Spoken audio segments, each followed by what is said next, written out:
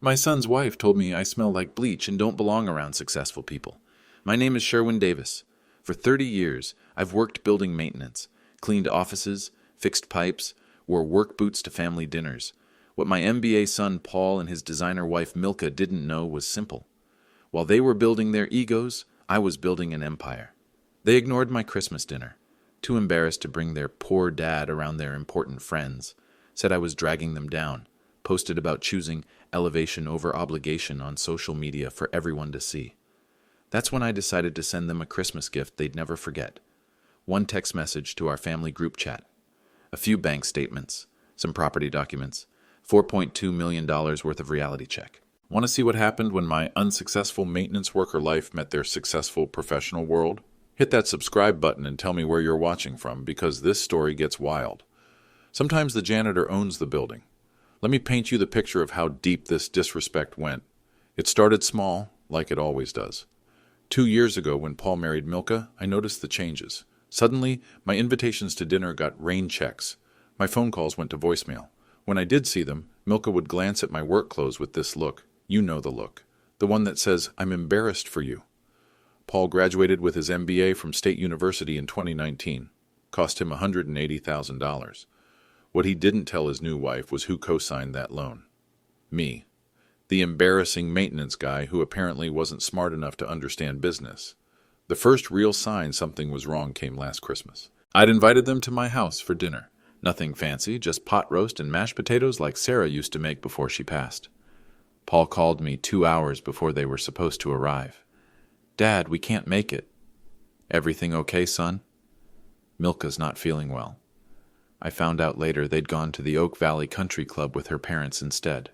Posted it all over Instagram. Her in that red dress, him in his navy blazer, champagne glasses raised. The caption read, "Christmas dinner with people who matter." People who matter. Those 3 words hit harder than any punch I'd ever taken. But I kept quiet. Sarah always said I was too patient with Paul. "That boy needs boundaries, Sherwin," she'd tell me. "You can't love someone into respecting you." The second sign came this past summer. Paul got promoted to senior analyst at his firm. Big celebration party at their condo. The one with granite countertops and floor-to-ceiling windows overlooking downtown. Estimated value, $425,000. Down payment, $75,000. Guess who provided that down payment? The same poor dad they were too embarrassed to invite to the promotion party. I found out about it from my sister Maggie. She'd heard from Tommy, my nephew, who'd heard from a coworker who was there. 23 people celebrating Paul's success. His father wasn't one of them. When I asked Paul about it later, he got defensive. "Dad, it was just work people. You wouldn't have enjoyed it." "Why wouldn't I enjoy celebrating my son's success?" You wouldn't fit in with that crowd." That crowd. The people he worked with. The people who mattered. Milka made it worse. She had this way of talking to me like I was simple. Slow, careful words, like explaining electricity to a child. Sherwin, you have to understand. Paul's career is very delicate right now. Image matters in his industry. Image. My work boots and Dickies uniform apparently sent the wrong image. The third sign was the most painful. 2 months ago, I ran into Milka at the grocery store where I sometimes picked up supplies for my rental properties. She was with 2 of her girlfriends. Designer handbags, perfect makeup, expensive highlights. I waved. "Hey, Milka?" Her face went white. She actually stepped back. "Oh, hi." No introduction to her friends. No acknowledgement that I was family. One of her friends asked, "Who's that?" I waited for her to say Paul's father or my father-in-law, something, anything. Instead, she said, "Just someone from the neighborhood, just someone from the neighborhood. 30 years of loving that boy. 3 years of mourning my wife alone, and I was just someone from the neighborhood." But here's what really gets me. While they were busy being embarrassed by their poor father, they had no problem taking his money. Milka's car, a 2022 BMW X3 in Arctic White, had a loan balance of $47,000. I was the co-signer. Her insurance payments, her registration fees, her maintenance costs, all backed by my credit. My credit that they thought was worthless because it came from a guy who cleaned buildings. Their wedding 3 years ago? $50,000 contribution from dear old Dad. The photography, the flowers, the upgraded reception package, all funded by my maintenance worker paychecks. But that wasn't the worst part. The worst part was watching Paul become someone I didn't recognize. The boy who used to help me fix leaky faucets now pretended not to understand basic tools. The kid who was proud when I taught him to change oil now acted like manual labor was beneath him. Sarah always said Paul had potential. "He's smart, Sherwin. Just don't let him forget where he comes from." Well, he'd forgotten, and his wife made sure he stayed forgetful. 3 weeks ago, I decided to test something. I called Paul from my office phone instead of my cell. The number shows up as Davis Holdings, LLC. He answered on the first ring. "Hello, this is Paul Davis." "Hey, son, it's Dad." Long pause. Then, "Oh, Dad. I thought you were... Never mind. What's up?" "I thought you were what, Paul?" "Nothing, just... Your number looked different. Davis Holdings, LLC. The company name was right there in his caller ID. But he didn't ask about it. Didn't even seem curious why his maintenance worker father was calling from a business line. That's when I knew for sure. They weren't just embarrassed by what I did for a living. They'd completely written off any possibility that I might be more than what they saw on the surface. That's when I started planning my Christmas gift. Here's what was really at stake if I kept my mouth shut and let this continue. First, my relationship with my son. Every month that passed, Paul grew more distant, more entitled, more convinced that his MBA made him superior to the man who'd raised him. If I stayed silent, I'd lose him completely. Not to death or distance, but to his own arrogance. That's a special kind of grief right there. Second, my family legacy. Sarah and I spent 35 years building something together. She worked as a school secretary while I learned the maintenance trade. We saved every dollar we could, invested in our first rental property when Paul was 12. Sarah handled the books, I handled the repairs. We were partners in everything. After she passed 3 years ago, I kept building what we'd started. Not for me. For Paul. For the grandchildren Milka kept promising but never delivered. For the family name to mean something. But if Paul never knew what we'd built, if he thought his success came from his own brilliance while looking down on his failure of a father, then our legacy died with Sarah. Third, and this one hurt the most, my self-respect. I'd spent 3 years being patient, understanding, making excuses for their behavior because grief made me desperate to keep what little family I had left. But patience without boundaries isn't patience. It's enabling. Every time I let Milka's comments slide, every event I didn't get invited to, every time Paul acted ashamed of me, I was teaching them that disrespect had no consequences. I was training them to treat me like dirt. But there was something else at stake, something that would come out later. Paul had no idea how much his comfortable life depended on his embarrassing father's credit and generosity. His mortgage application for the condo required a co-signer with substantial assets. That was me. Milka's car loan needed someone with an 850 credit score and significant monthly income. That was me. His MBA program? Student loans totaling $180,000. The bank required a guarantor with proven ability to make payments if Paul defaulted. Guess who that was? Their wedding? Milka's parents contributed $20,000. Paul's salary at the time barely covered his living expenses. That $50,000 from poor Dad made the difference between a modest ceremony and the lavish affair Milka demanded. Christmas was coming fast. December 15th, I'd sent the invitation to our family group chat. Christmas dinner at my house, December 25th, 5 p.m. Pot roast, mashed potatoes, all the fixings. Sarah's recipe. Hope to see everyone there. 12 people in that chat. My sister Maggie, her husband Frank, their 3 kids. My nephew Tommy and his wife. My brother-in-law George. Sarah's sister Patricia and her family. And Paul and Milka. 11 people responded within 2 hours. Wouldn't miss it. Can't wait. Should I bring dessert? Paul and Milka? Radio silence. December 18th, 3 days later. Paul finally texted. Not called. Texted. Dad, Milka and I won't be able to make Christmas dinner. We've got plans in Aspen. Skiing trip with the Hendersons. Already booked. The Hendersons. Milka's college friends. The ones with the tech startup money and the vacation house. The ones who mattered. I stared at that text for 20 minutes. 30 years of Christmas dinners. 30 years of tradition. The first Christmas since Sarah passed that I was really looking forward to having family around. And they chose strangers in Aspen over pot roast with Dad. But here's the thing that really got me. It wasn't just that they were skipping dinner. It was how they told me. A text. No phone call. No explanation. No, sorry, Dad. We know how much this means to you, but this opportunity came up. Just a flat statement. Already booked. like I was some minor inconvenience they needed to clear off their calendar.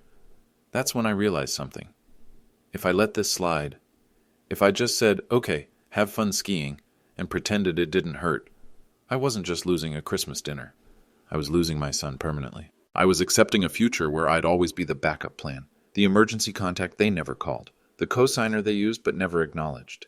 The family gathering would happen without them. 11 people would sit around my table, and there would be 2 empty chairs. Everyone would ask where Paul and Milka were, and I'd have to explain that they were too busy with important people to spend Christmas with their family. That's when I decided. If they wanted to find out who was really important in their lives, maybe it was time they learned what life looked like without their embarrassing father's support. The stakes were clear.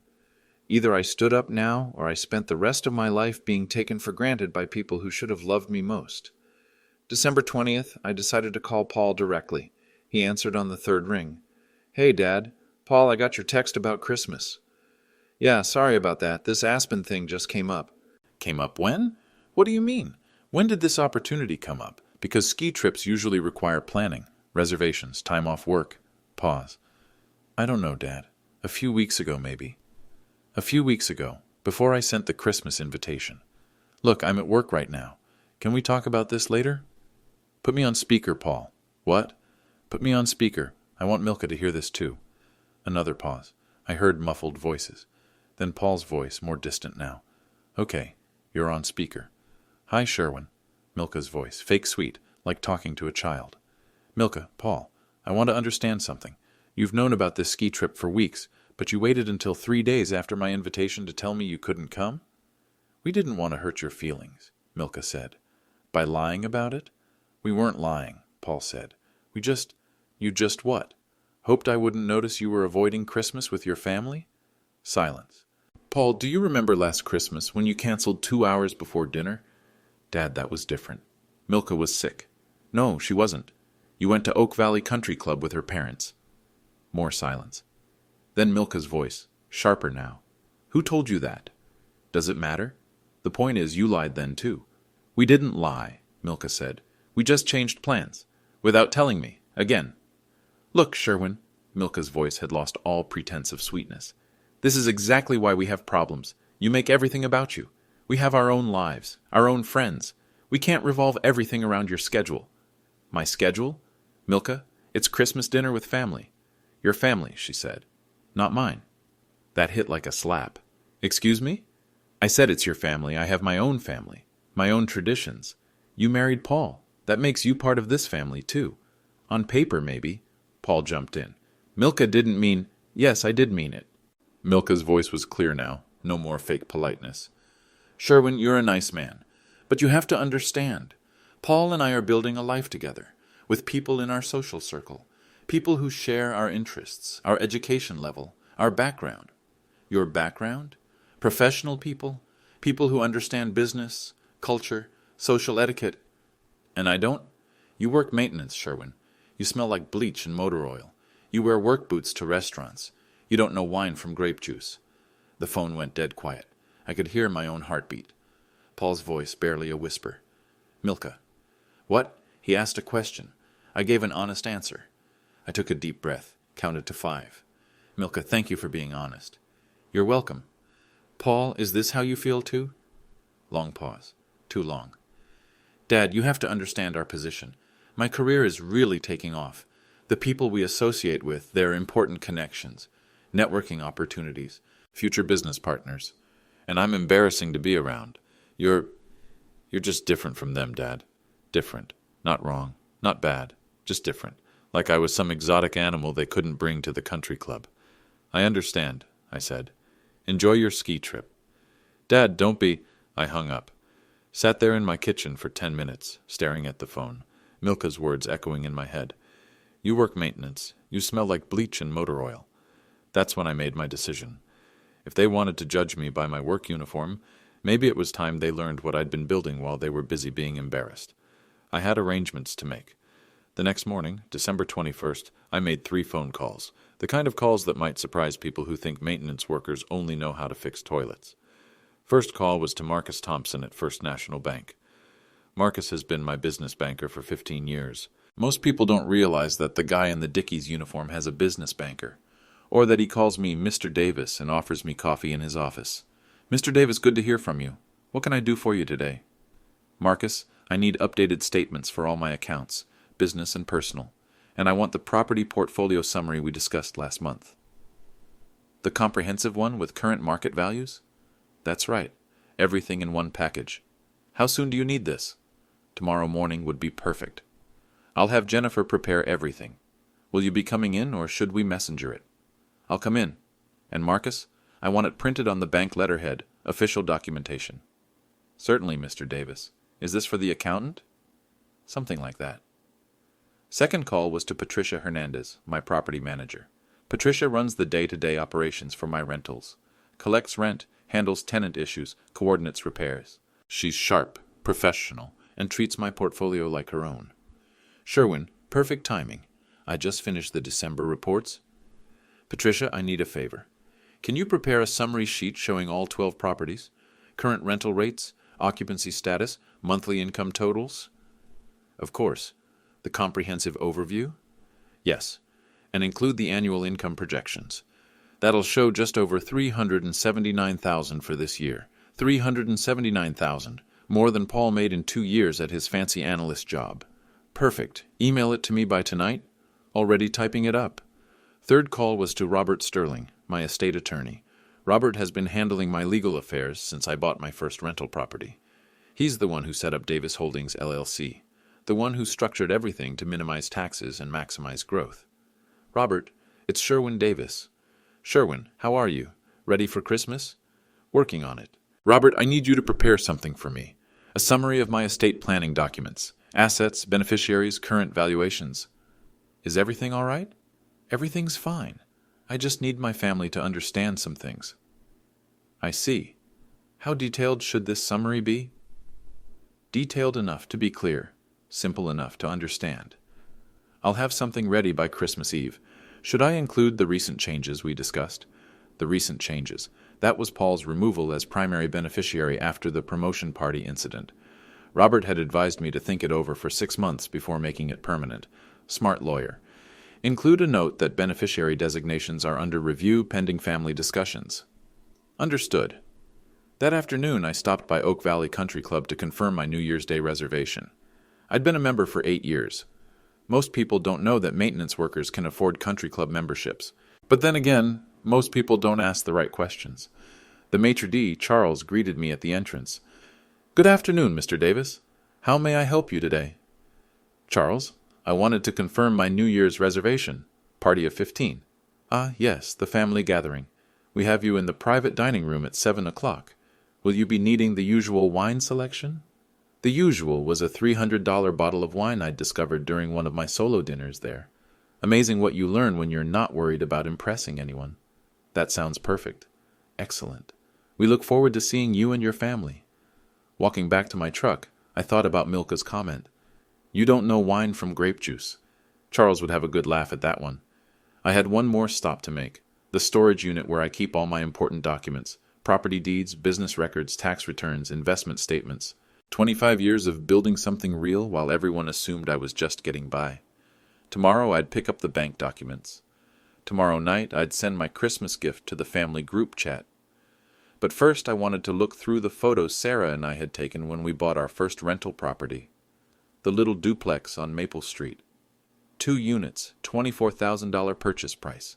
Sarah was so excited she insisted we take pictures in front of the sold sign. We'd built something together, something real, something that deserved respect. It was time my family learned what that looked like. December 22nd brought the kind of humiliation that forces a man to act. I was at my sister Maggie's house helping her prepare for the Christmas Eve family gathering. She'd volunteered to host the extended family dinner since Paul and Milka wouldn't be at mine anymore. Maggie was in the kitchen making her famous green bean casserole while I fixed a loose cabinet door that had been bothering her for months. Sherwin, hand me my phone, she called from the stove. I want to show you the pictures from Tommy's promotion ceremony. I grabbed her phone from the counter. The screen was already open to Instagram. And there, right at the top of the feed, was Milka's latest post. A selfie. Milka in a designer ski jacket, perfectly applied makeup, fake snow falling behind her. The caption made my stomach turn. Aspen vibes with my babe. So grateful we chose elevation over obligation this Christmas. Chose elevation over obligation. Their Christmas dinner with family was an obligation. But that wasn't the worst part. I scrolled through the comments. Her friends were eating it up. Yes, Queen, you guys deserve the best. So much better than boring family stuff. Living your best life. And then Milka replied to one comment that made my blood boil. Honestly, sometimes you have to choose between people who lift you up and people who drag you down. We're all about elevation now. People who drag you down. That was me, the father who'd co-signed her car loan, funded half her wedding, and provided the down payment for the condo she was posting from. I was the one dragging them down. Maggie, look at this. I handed her the phone. She read the post, her expression growing darker by the second. That little... She caught herself. Sherwin, this is unacceptable. There's more. Look at the comments. She scrolled through them, shaking her head. Elevation over obligation? That obligation is her family. Your family. Keep reading. She got to Milka's response about choosing people who lift you up. Her face went red. That's it. I'm calling Paul right now. No, Maggie, don't. Why not? Someone needs to tell him his wife is publicly humiliating his father. Because this isn't your fight, it's mine. But Maggie was already taking screenshots. I'm sending these to the family group chat. Everyone should see how they really feel about us. Maggie, please. Too late. My phone buzzed with notifications. The family group chat was exploding. My brother-in-law, George. Are you kidding me with this? My nephew, Tommy. Uncle Sherwin, I'm so sorry. This is disgusting. Sarah's sister, Patricia. 25 years I've watched Sherwin treat that boy like gold, and this is the thanks he gets. Tommy's wife, Jennifer. The disrespect is unreal. Sherwin doesn't deserve this. Frank, Maggie's husband. I've known Sherwin for 20 years. Best man I ever met. This makes me sick. But then came the response that pushed me over the edge. Paul had joined the chat. Paul. Everyone needs to calm down. Milka didn't mean anything by that post. She's just excited about the trip. George shot back, elevation over obligation? What exactly did she mean by that, Paul? Paul. She meant we're focused on positive experiences. There's nothing wrong with that. Patricia. Positive experiences? Your father's Christmas dinner isn't positive? Paul. That's not what I said. Tommy. Then what are you saying? Because it sounds like you're defending your wife, calling your father a drag on your life. Paul. Look, everyone's making this bigger than it is. Dad understands our situation. Right, Dad? 12 people in that chat. 11 of them defending me. And my own son asking me to make this easier for him. To pretend I understood why his wife felt comfortable publicly mocking his family. I typed one response. I understand perfectly, Paul. And I did. I understood that they'd pushed this too far. Made it too public. Too humiliating. Milka hadn't just disrespected me privately anymore. She'd done it for her hundreds of followers to see. Made our family business into her content. Turned my Christmas invitation into her punchline. The comments on her post kept coming.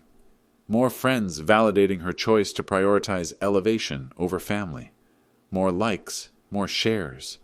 More people learning that Milka Davis thought her husband's father was something to be avoided. But then something interesting happened. Some of the comments weren't so supportive. Wait, you're skipping Christmas dinner with family for a ski trip?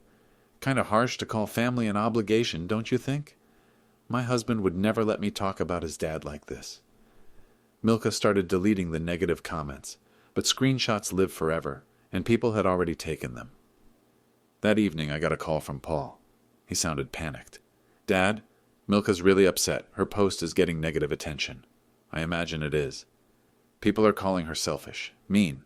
One of her coworkers shared it and said it makes her look bad. Actions have consequences, Paul. Dad, you have to do something. Maybe post something supportive. Show people you're okay with our decision. You want me to lie for you? I want you to be understanding, like you always are. Like I always am. The patient father who makes excuses for his ungrateful son. The understanding dad who pretends disrespect doesn't hurt. Paul, I need to ask you something, and I want an honest answer. Okay. Are you embarrassed by me? Long pause. Too long. Dad, it's complicated. No, it's not complicated. It's yes or no. Are you embarrassed by your father? Another pause. Sometimes. Sometimes. The word hung in the air like a death sentence. Thank you for being honest. Dad, wait. I hung up. Sat in my kitchen, looking at the Christmas cards scattered on my table. Cards from my tenants thanking me for being a good landlord. Cards from the church where I'd quietly funded the new heating system. Cards from the scholarship recipients at the community college where I'd established an anonymous fund. People who appreciated what I did. People who knew my worth. Tomorrow was Christmas Eve. Time for my family to learn mine. December 24th, 8:47 p.m. Christmas Eve. The extended family gathering at Maggie's was winding down. 11 people who actually wanted to spend Christmas with each other. 11 people who didn't see family as an obligation. We'd talked about Paul and Milka's absence, of course, the Instagram post, the embarrassment they'd caused, but mostly we'd celebrated what we had instead of mourning what we'd lost. Tommy had gotten a promotion at his accounting firm. Patricia's daughter had been accepted to nursing school. George's small business had its best year ever. Real accomplishments, real relationships, real respect. Around 8:30, people started gathering their coats, saying goodbyes, making plans for tomorrow's dinner at my house. Plans that Paul and Milka had chosen not to be part of. That's when my phone buzzed. A text from Paul.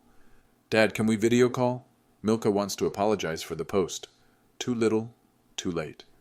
But I was curious what Milka's version of an apology looked like. I stepped into Maggie's back room and accepted the video call.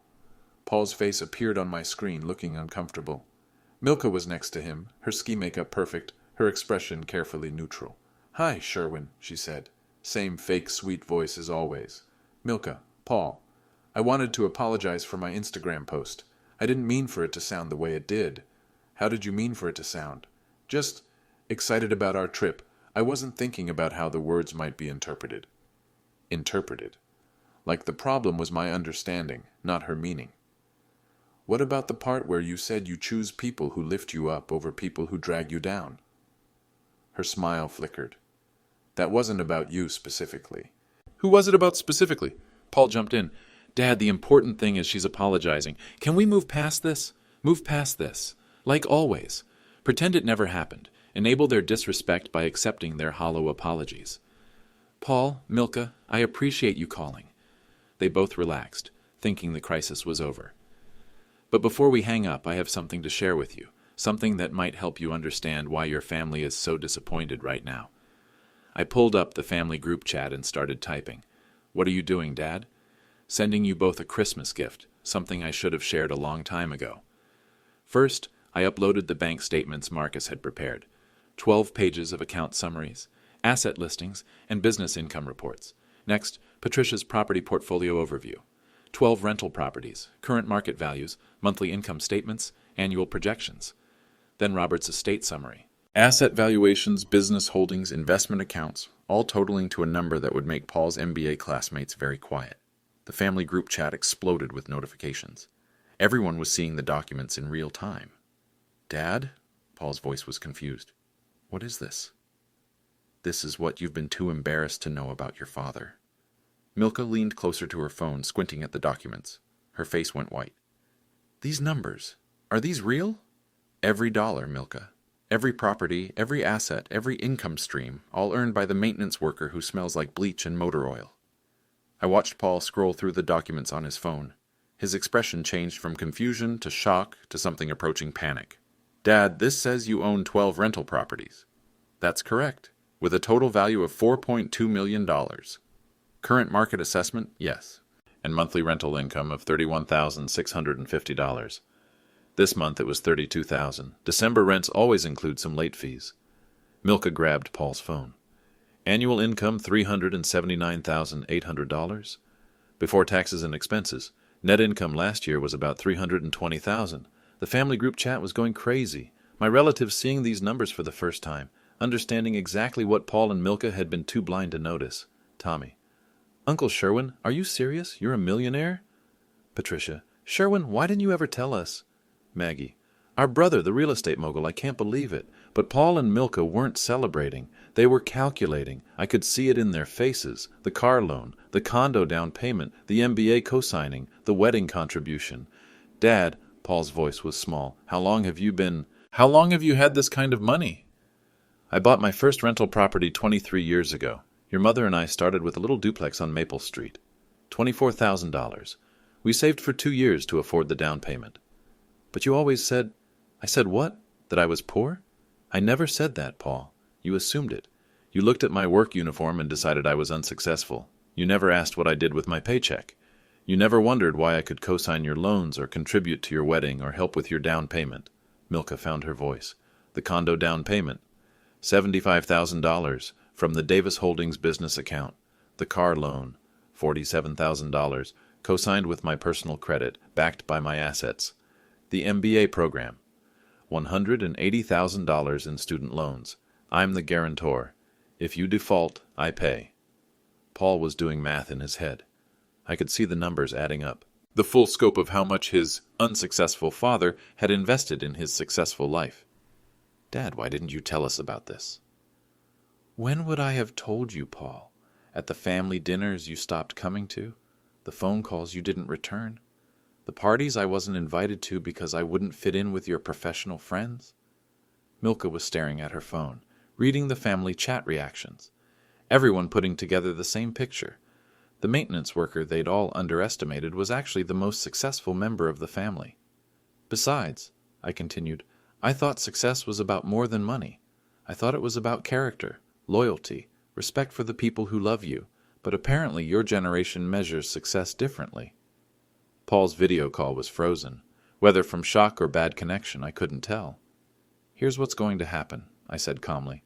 Tomorrow is Christmas. I'm having dinner with people who actually want to spend time with me.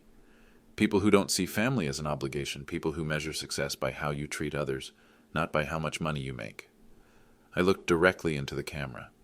You two enjoy your elevation in Aspen.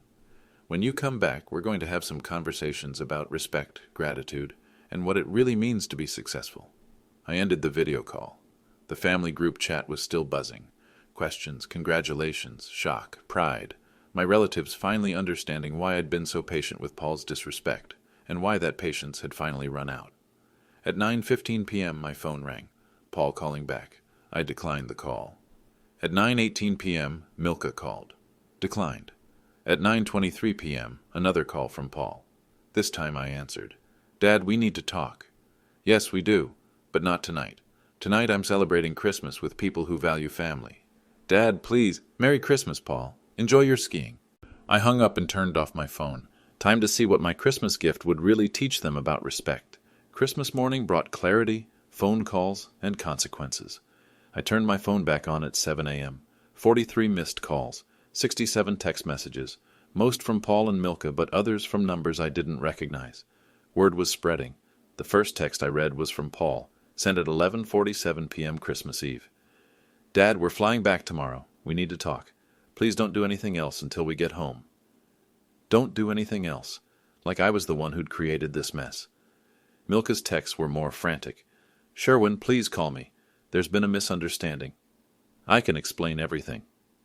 People are sharing screenshots of our family chat. My coworkers are asking questions. Please delete those documents. Delete the documents. Hide the truth. Pretend their poor father was actually poor so they could go back to being embarrassed by him in peace. At 7:30 a.m. my phone rang. Paul calling from Aspen. Dad, thank God you answered. Morning, Paul. How's the skiing? Dad, forget the skiing. We saw the family chat. Those documents. Are they real? Every number. $4.2 million in property? Current market value, yes. And you make over $300,000 a year? After expenses. Before taxes, it's closer to $380. Silence. Then Milka's voice in the background. Ask him about the co-signing. Dad, Milka wants to know. The car loan, the condo down payment, the MBA loans. That was all your money. My credit, my assets backing your lifestyle. Why didn't you tell us? When should I have mentioned it, Paul? During the family dinners you stopped attending. The phone calls you ignored. Or maybe at your promotion party that I wasn't invited to. Dad, that's not fair. What's not fair is spending 2 years being treated like a charity case by people living off my charity. Milka grabbed the phone. Sherwin, you have to understand our position. Paul's career is built on loans I guaranteed, living in a condo I funded, driving a car I co-signed. Your entire lifestyle depends on the maintenance worker you're too embarrassed to acknowledge. We're not embarrassed. Milka, you posted on social media that you chose elevation over obligation. You called your husband's father an obligation. You told your Instagram followers that you pick people who lift you up over people who drag you down. I was just excited about the trip. You were publicly humiliating your family. My family. Paul took the phone back. Dad, we're sorry. We made mistakes, but posting those documents in the family chat, everyone can see our private business now. Our private business. The money they'd gladly taken was suddenly embarrassing when people realized where it came from. Paul, here's what's going to happen. I'm making some changes. What kind of changes? I pulled out the legal documents Robert had prepared, the ones I'd been hoping I'd never need to use. First change. I'm removing you as co-signer guarantor from all loans. Your car, your condo, your student debt. As of today, you're financially independent. Dad, you can't do that. The bank requires a co-signer with substantial assets and good credit. That's me. And I'm withdrawing my guarantee. Panic in Paul's voice. What does that mean? It means you have 30 days to find alternative financing or face default proceedings. Dad, please. Second change. Davis Holdings LLC is establishing new policies for family financial assistance. All future support requires signed agreements acknowledging the source and showing appropriate gratitude. You want us to sign contracts? I want you to acknowledge reality. For 2 years, you've lived like successful professionals while treating your benefactor like an embarrassment. That ends now. Milka was crying in the background. Real tears this time, not Instagram tears. Third change. The family group chat stays exactly as it is. Those documents show everyone the truth about your assumptions and your attitude. They stay posted until you publicly apologize for your behavior. Dad, Milka's coworkers have seen those numbers. Her boss is asking questions. This is affecting her job. Actions have consequences, Paul. But her reputation? What about my reputation? 2 years of being treated like I was worthless. 2 years of being excluded from your life because I didn't fit your image. Did you worry about my reputation then? Long silence. Then Paul's voice, smaller now. What do you want us to do? I want you to decide what matters more, your pride or your family, your image or your integrity, your assumptions or the truth. Dad, we love you. Love isn't just words, Paul. It's actions, it's respect, it's showing up for Christmas dinner instead of posting about choosing elevation over obligation. We'll make this right. Maybe you will, but not with words, not with apologies, with changed behavior over time. Milka grabbed the phone again. Sherwin, what about the loans? We can't qualify without your credit backing. Then you'll have to make some difficult choices. Sell the car, refinance the condo, find cheaper alternatives, live like the middle-class professionals you actually are, instead of the wealthy people you've been pretending to be with my money. That's not fair. Milka, you know what's not fair? Working 30 years to build something real while your family calls you a drag on their success. That's not fair. I heard whispering, frantic discussions, reality setting in. We're flying home today, Paul said finally. Good. Family dinner is at 5 p.m. You know the address. Will you reconsider the co-signing issue? That depends on whether you show up, and whether you show up with the right attitude. We'll be there. We'll see. I hung up and sat in my kitchen, looking at my phone. The family group chat was still buzzing with reactions to the financial documents. My relatives finally understanding what I'd built, what Paul and Milka had been too proud to see. But the real test wasn't the money. It was whether they'd choose humility over pride, family over image, reality over assumptions. Christmas dinner would tell me everything I needed to know. The consequences started rolling in before Paul and Milka even left Aspen. By 10 a.m. Christmas morning, my nephew Tommy was calling. He works in accounting at a mid-size firm, knows money when he sees it. Uncle Sherwin, I've been staring at those bank statements for an hour. You're not just successful, you're wealthy. Like really wealthy. I've been fortunate, Tommy. Fortunate nothing. This is 30 years of smart investing and hard work. Why didn't you ever tell anyone? Didn't seem important. Money isn't everything.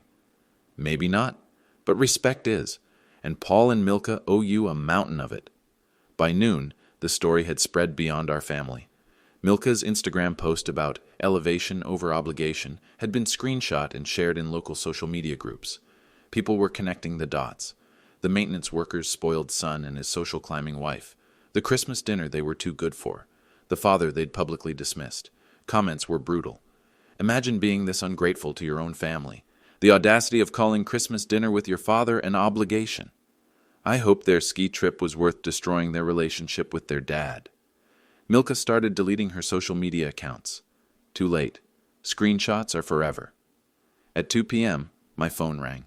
Unknown number. Mr. Davis, this is Jennifer Martinez from Channel 7 News. We'd like to interview you about your story. My story?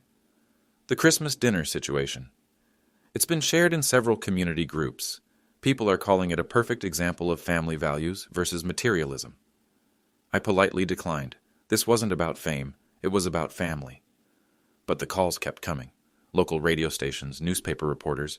Someone had turned my family drama into a viral story about class assumptions and family respect. At 3 p.m., Paul called again. Dad, we're at the airport, flying back now, but I need to tell you something. What's that? Milka's been fired. I felt a stab of guilt, then remembered the Instagram post. The public humiliation. The years of disrespect. What happened? Her boss saw the family group chat screenshots, said it showed poor judgment and family values, that it reflected badly on the company culture. I'm sorry to hear that. Are you? Because this is your fault. You exposed our private business. The guilt vanished. Paul, your private business was spending my money while publicly calling me an embarrassment. Your private business was posting on social media that you chose elevation over family obligation. Milka didn't mean... Milka meant every word, and her boss apparently agreed with my assessment of her character. Dad, she's devastated. She should be. Actions have consequences. What about forgiveness? What about family? What about respect? What about gratitude? You can't demand forgiveness while refusing accountability. He hung up, but called back 10 minutes later. Dad, we'll be at dinner, 5 o'clock. Good. Come hungry, and come humble. The afternoon brought more calls, more social media attention, more consequences. Paul's co-workers had seen the story. His boss wanted to know why Paul hadn't mentioned his family's real estate wealth on his financial disclosure forms. Turns out, when your father guarantees your loans, that counts as a family financial connection. Paul was facing a compliance review at work. His promotion track was suddenly uncertain. His carefully crafted professional image was cracking under the weight of truth. But the most interesting call came at 4 p.m. Robert Sterling, my estate attorney. Sherwin, I've been fielding calls all day. Word about your portfolio has reached some interesting ears. What kind of ears? The kind that invest in real estate, the kind that partner with successful property managers. I've had 3 serious inquiries about joint ventures. My quiet success was suddenly not so quiet, and apparently successful property investors were more valuable partners than embarrassing maintenance workers. There's something else, Sherwin. The charity foundations you support anonymously? They're asking if you'd consider going public, becoming a board member. Your story is inspiring donors. Inspiring donors. The man Milka thought was too embarrassing for her friends was inspiring wealthy philanthropists. At 4:30 p.m., I started cooking. Pot roast, mashed potatoes, green beans, Sarah's recipes. Food that people who matter would appreciate. At 4:45 p.m., Paul's car pulled into my driveway. A 2021 Honda Accord. Not the BMW they'd driven to family events before. Apparently, they'd already started making financial adjustments. I watched from my kitchen window as they sat in the car for 5 minutes. Having a conversation. Probably arguing about what to say. How to handle the man they'd spent 2 years underestimating. Finally, they walked to my door. Paul looked tired. Milka looked broken. Her perfect Instagram makeup was gone. Her designer ski clothes replaced with simple jeans and a sweater. She looked like a different person. Paul knocked softly. Dad, we're here. I opened the door. They stood there like children who'd been caught lying, ashamed, uncertain, waiting for judgment. Come in. Dinner's almost ready. They followed me to the kitchen, the same kitchen where they'd been too embarrassed to eat Christmas dinner. Suddenly, it didn't seem so beneath them. Dad, Paul started, we need to talk. We will, after we eat. Sarah always said important conversations happen better on full stomachs. I served the pot roast, the mashed potatoes, the green beans, simple food made with love, the kind of meal Milka had once called too basic for her sophisticated palate. She ate every bite, said nothing, kept her eyes on her plate. Paul tried small talk, the weather, the flight home, the traffic, anything but the elephant in the room. After dinner, we moved to the living room, the same room where I'd been too embarrassing to host their friends. Tonight, it felt like a courtroom. Dad, Paul began again, we owe you an apology. You owe me more than that. Milka looked up for the first time. Her eyes were red. Real tears, not performance tears. Sherwin, I'm sorry. I said terrible things. I was wrong. You were, but sorry isn't enough anymore. Sorry is what you say when you accidentally hurt someone. This wasn't accidental. This was 2 years of deliberate disrespect. Paul leaned forward. What do you want from us? I want you to understand something. Success isn't about your job title. It's not about your education. It's not about impressing people who don't really know you. I looked at both of them. Success is about character, loyalty, taking care of people who love you, building something that lasts. We understand now. No, you don't, not yet. But maybe if you're willing to learn, you will. The real conversation was just beginning. 6 months later, everything had changed. Paul and Milka did learn, but it took losing almost everything first. Without my credit backing, they couldn't maintain their lifestyle. The BMW got repossessed. They had to sell the condo and move to a modest apartment in a less prestigious neighborhood. Milka found work at a smaller firm for 60% of her previous salary. Paul's compliance review led to a formal reprimand and a delayed promotion track. But something interesting happened during their financial struggle.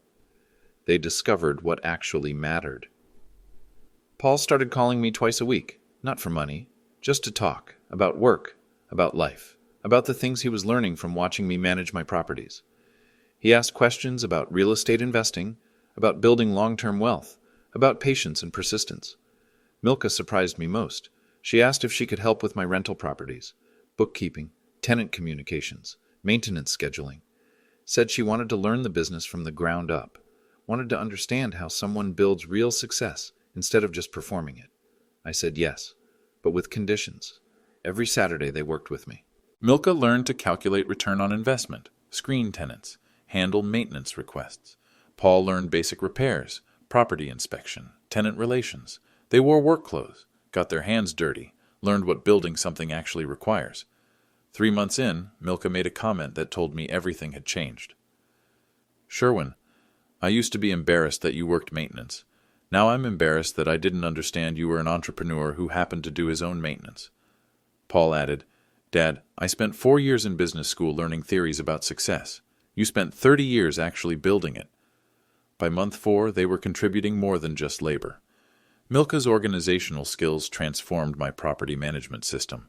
Paul's financial education helped optimize tax strategies and investment timing. They became partners instead of dependents. The family group chat became something different too. Instead of being a source of shame, it became a source of pride. My relatives shared the story of Paul and Milka's transformation. How humility led to real education. How losing fake success opened the door to earning real success. Tommy started asking for advice about his first rental property purchase. Patricia's daughter wanted to know about real estate investing for her nursing school fund. Even Maggie admitted she'd always wondered how I afforded to be so generous with family emergencies. The whole family dynamic shifted.